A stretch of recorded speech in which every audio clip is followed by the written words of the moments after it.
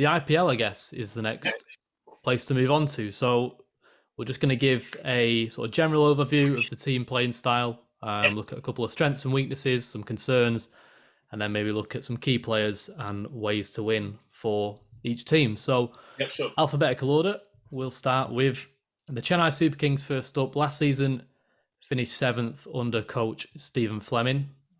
Generally one of the better franchise sides in the competition's history, along with the Mumbai Indians.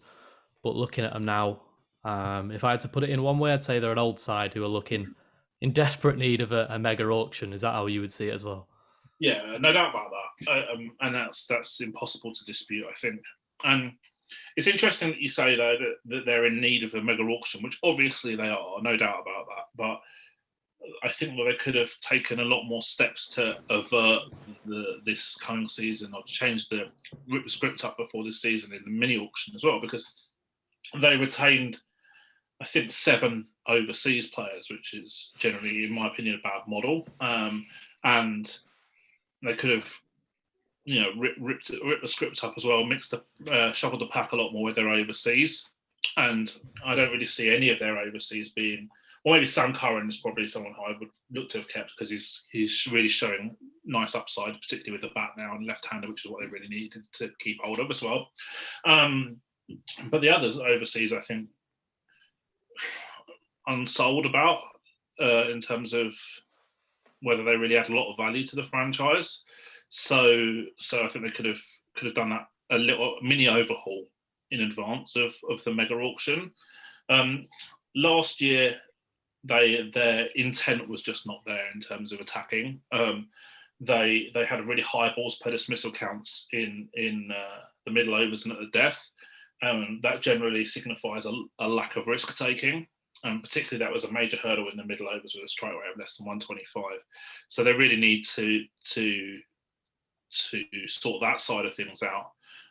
Perhaps Moeen Ali's acquisition, which I think was a good bit of business, and I would love to see him get a lot more game time than he did at RCB.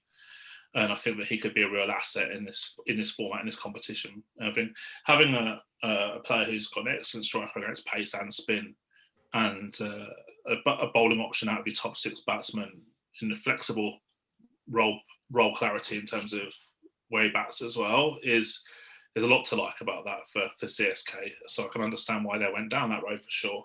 I think he'll help them in that respect, but I think they also needed another opener, because they lost Shane Watson from retirement, and they had poor power play batting metrics last year as well. And I just don't really see the fear factor out of their top 4 at all, and that for me is a major problem. I don't see them being a sort of team that you'd be like, oh my god, they'll be like regularly 90 for 1 or 100 for 1 off 10 overs. I don't see that from their top 4 very often at all. And so I just don't see the fear factor in a lot of their batting, unfortunately. Bowling wise, it depends how they structure up, but they could have a reasonable amount of bases covered, potentially with, if Moeen Ali bats in the top 6, then they could have 6 credible bowling options, which is quite nice. They struggled with spin economy last year, so be interested. Hopefully for them, Jadeja's back after missing the England series of injury. Whether they play Tahir is another debate as an overseas player. Whether they go down the Ngidi route and go more pace heavy, especially if they're not playing at Chapok, which they're not. So they exploited their home conditions really, really well in 2019, where they bowled a lot of more spin than the opposition, and got away with it. But obviously they're not going to have that luxury this year with the kind of moving tour around India for the matches.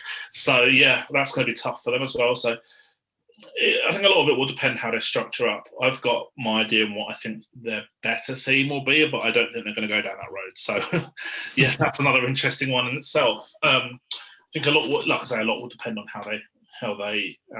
what players they pick and what roles they give players. But uninspired for sure. I think aging team as well. It's not something I like very much.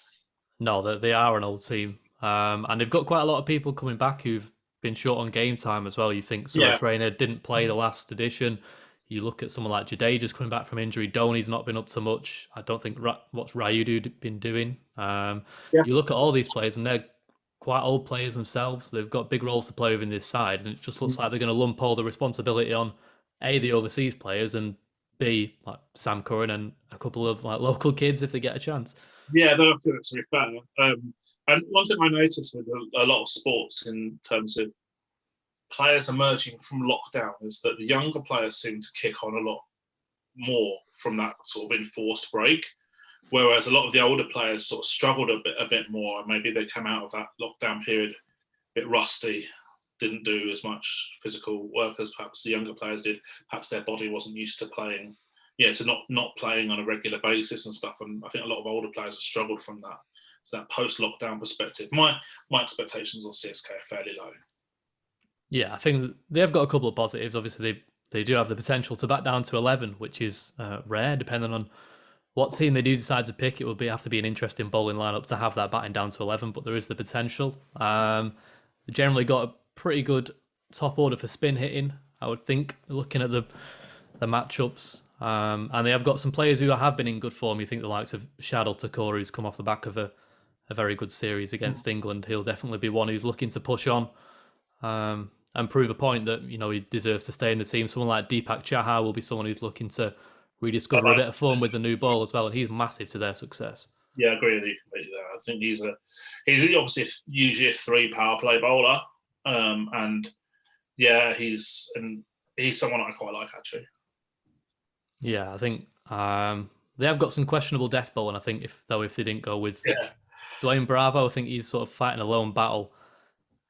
I think he might lose their lone battle as well. Yeah, I'm not overly enthused by his data over the last couple of years, to be honest with you. And I think that we talked earlier about career data perhaps skewing the opinion of older players. I think he's a fairly decent example of that. Yeah, I think the obvious way for CSK, well, it's not an obvious way for them to win because there is no obvious way for them to win with the team they've got, but I think the best way for them to win is the slower wickets. I think that's what they need, isn't it? That will undoubtedly help them with the cutters, the variations, allowing them to use that depth of bowling personnel to their advantage. Yeah, they're not going to have that, yeah. Where do you see them finishing? Bottom 2? Outside the top 4. That's as far as I go. It's a fair enough call. I don't think many people will disagree with you. Yeah, and I think that obviously, a lot of the time, 1 or 2 wins is the difference between coming bottom and coming third or something like that. So yeah, it's we saw them actually, didn't we? In the last edition, they sort of actually came on strong but by the time they'd been knocked out, they then won the next 3 games, didn't they? They were obviously nonsense games at that point, but they did sort of find a bit of a formula to winning towards the end. But much like everything else, they were so slow to start that the competition had already passed them by in the process. Yeah, I just don't see where they're going to blow teams away, and the age decline is a massive hurdle for me for them to overcome, and I think that they should have looked to address that with their retention policy a lot more.